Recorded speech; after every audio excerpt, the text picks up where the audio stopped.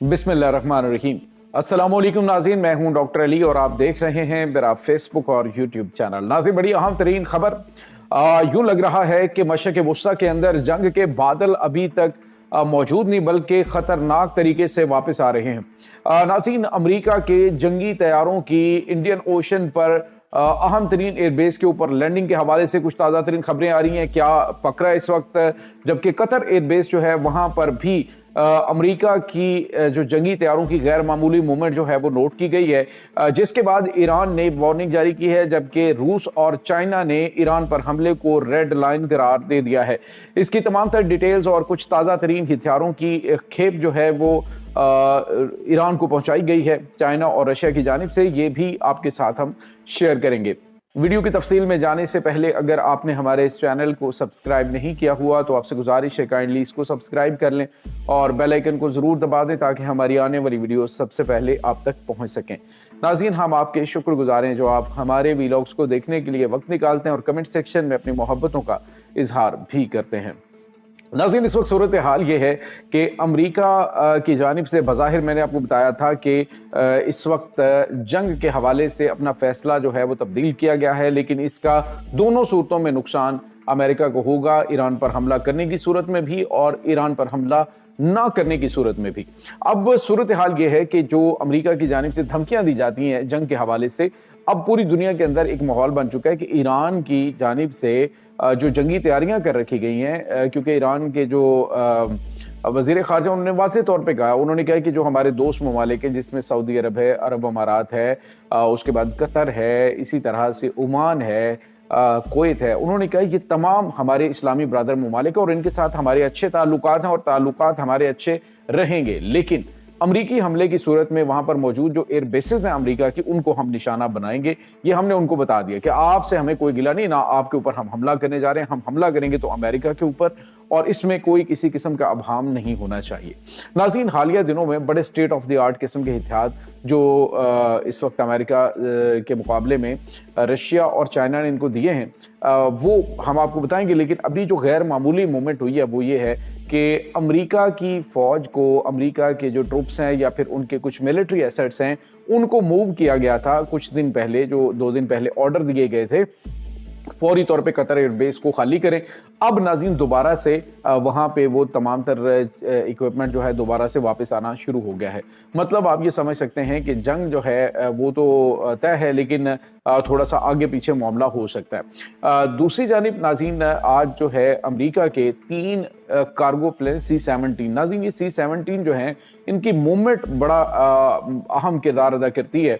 अभी जो है वो C-17 जो है इन्होंने जर्मनी से फ्लाई किया और दरमियान में कहीं पे नहीं रुके और ये इंडियन ओशन में डिगोगाशा जो अमेरिका की एयरबेस है वहां पे आके उतरे हैं। उसमें किस किस्म का इक्विपमेंट है? डेफिनेटली नाज़रीन उसमें खतरनाक किस्म का इक्विपमेंट होगा जो कि आने वाले दिनों में ईरान के खिलाफ अमेरिका इस्तेमाल करने जा रहा है।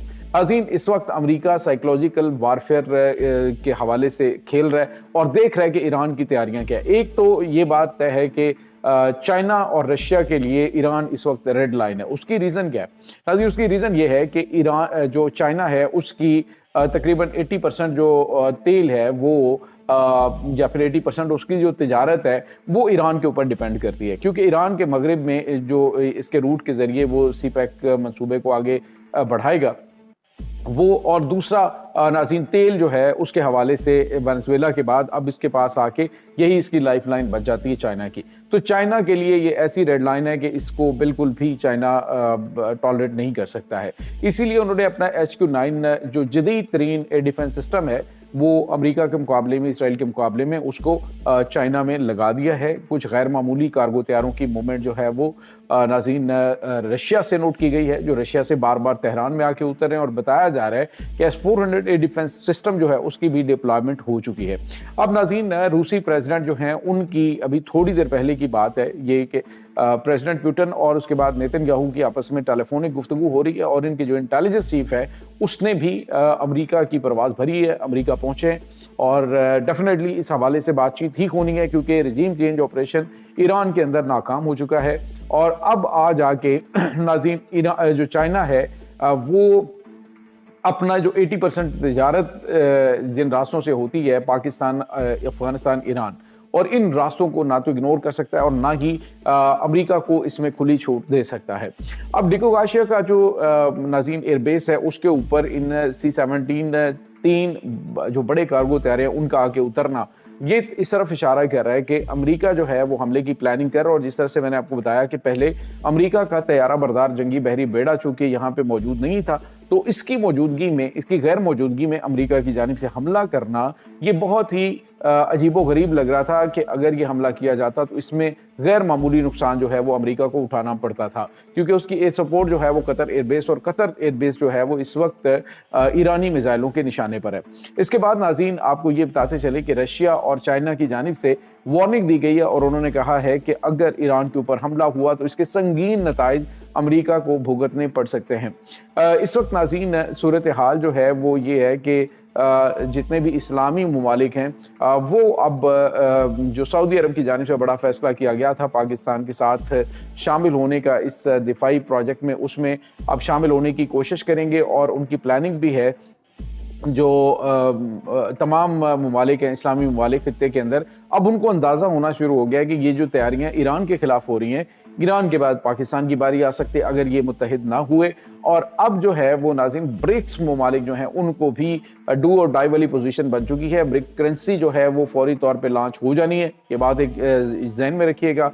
उसके बाद यूरोपीय ममालिक नाटो इत्तेहाद जितना मर्जी तड़पे या चीखे चिल्लाए, बहरहाल उनको ये कड़वी गोली खानी पड़नी है कि डोनाल्ड ट्रंप जो है वो ग्रीनलैंड के ऊपर हर सूरत कब्जा करेंगे और इसमें कोई दूसरी राय नहीं है। और इसके साथ ही जो ब्रिक्स ममालिक है उसकी इत्तेहादी फौज, यानी जिसको नाटो तर्ज की फौज है, बिल्कुल इसी तर्ज की जो नाटो फोर्सेज हैं वो ब्रिक्स ममालिक की वो भी लॉन्च होने जा रही है। ये ऐसी मूवमेंट हैं जिसने अमेरिका के हालिया दिनों के कुछ गैर मामूली जो फैसले हैं उसकी वजह से एक नए ब्लॉक जो हैं उनको जुड़ने और जो बड़ा फैसला लेने के लिए वो तदबदब का शिकार थे, वो उन्होंने आसानी पैदा कर दी है कि हाँ ये हमारा फैसला बिल्कुल ठीक है कि हमें चाइना को ज्वाइन करना चाहिए। नाज़रीन यहाँ पे आपको ये बताते चलें कि अमेरिका की जानिब से ईरान के ऊपर कोई भी बड़े स्केल का हमला खित्ते के अंदर एक खतरनाक जंग को शुरू करेगा और उसमें सबसे पहला ईरानी मिसाइलों का जो निशाना बनेगा वो इसराइल और अमेरिका की एयरबेसेस बनेगी। और उन तमाम ममालिक जो कि जहाँ पे इनके एयरबेसेस मौजूद हैं उन्होंने ऑलरेडी इनको वार्न कर दिया है कि जो भी मामलात हों आप जो हैं यहाँ पे हमारी एयर स्पेस को हमले के लिए इस्तेमाल ना करें। बहरहाल ये वर्बली ही सही, लेकिन उन्होंने इस चीज़ के हवाले से अपने आप को बरी-उज़्ज़मा किया है कि हमने अमेरिका को मना किया है। नाज़रीन यहाँ पे आपको ये बताते चलें कि इस पूरे सिनेरियो के अंदर पाकिस्तान बड़ा स्मार्टली खेल रहा है। पाकिस्तान अपनी पोजीशन भी क्लियर कर रहा है। पाकिस्तान जो है वो ईरान को इंटेलिजेंस मालूमात भी फ्राहम कर रहा है, उनके साथ हर तरह का ताउन भी कर रहा है। लेकिन इसके साथ साथ वो अमेरिका के साथ बातचीत भी कर रहा है, सफारती मामलात को भी लेके चल रहा है और साथ साथ भारत जो है उसके भी हर जगह से यूं समझ लीजिए कि पत्ते काटता जा रहा है। तो ये चीज़ें इस वक्त नाज़रीन चल रही हैं। इस तमाम सूरत हाल के बारे में आपका क्या कहना है? कमेंट सेक्शन में अपने ख्यालात का इजहार ज़रूर कीजिएगा। इंशाल्लाह बहुत जल्द मिलते हैं एक नई वीडियो में। तब तक के लिए अपना बहुत सारा ख्याल रखिएगा। अल्लाह वारिस।